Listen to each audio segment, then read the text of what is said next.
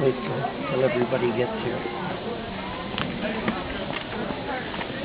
You're probably all familiar with the Red River cart, but it's quite an ingenious cart, and we know the origin of it.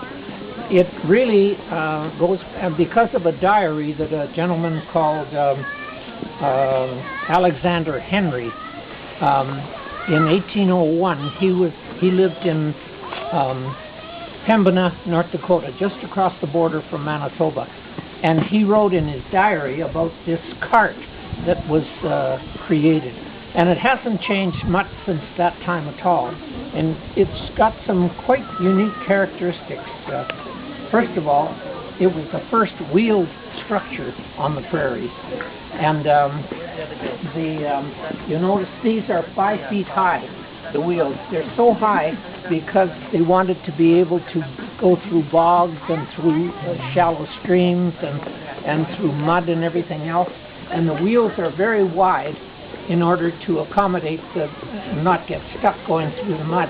And Portage Avenue in Winnipeg is 8 cart wide, because in the origins of Winnipeg, it was the cart that was used to bring the transportation, and so they didn't want the carts going one after the other and having to go through the holes, so they made made Main Street wide enough that you could have 8 carts that would go side by side.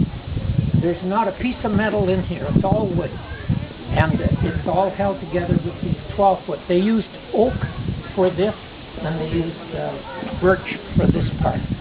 And the most important part was the axle.